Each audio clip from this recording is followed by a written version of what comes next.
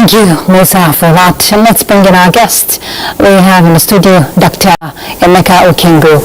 Thank you so much for joining us. Thank you very much for having me, Ruth. Let's begin with Nigeria's economic journey for the year 2024. NBS came out with a report that the economy grew by 3.46% in the third quarter compared to 2.54% in the third quarter in 2023. If you're doing a comparison and what has played out over the year, what's your take? What we're missing there will be your population growth percentages of figures too. That's where you can actually start doing the real matching. If you're growing, for instance, at 5% and your economy is growing at 3%, you find out there's some headwind, as it were.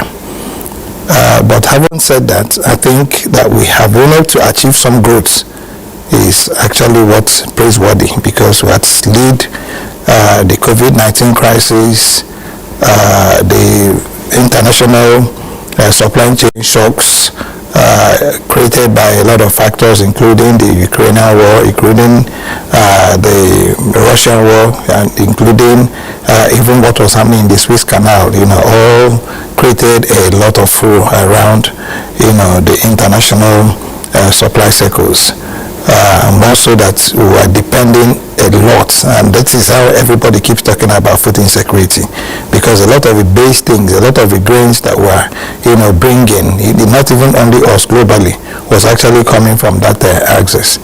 So yes, a 3% growth is worth celebrating, because at least now we're on the positive.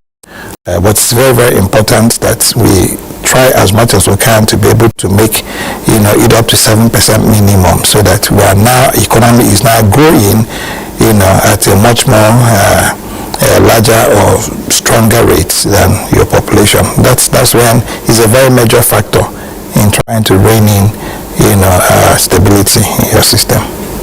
And going by the inflation rate, we saw central bank's intervention to interest rate 27.50%.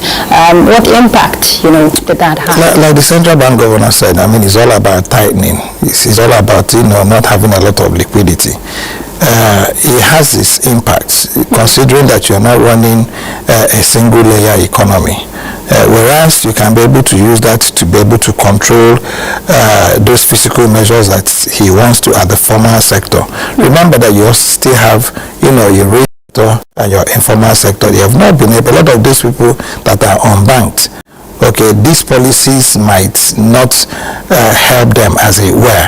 Why is helping those who are in the formal sector, who are what you might be able to call the big ticket people. Those that are unbanked might be the ones that will take a lot of a plunge, because first and foremost, I give you a typical example.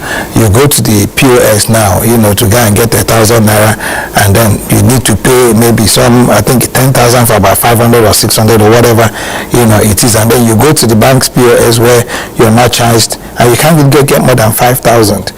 And if you consider that these people might need to do some, transport to be able to get even to the point where they can use the POS where they are not charged, or the bank POS, okay, the bank ATMs. If you go to the POS, you'll be charged money. If you go to the bank ATMs, there are chances that you might not be able to get them.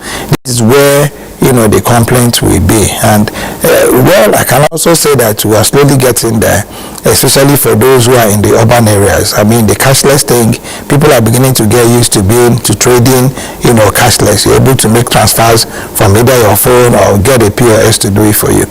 But it is still work in progress, like the central bank governor said. So it's not a year, just like it's not a nay for me.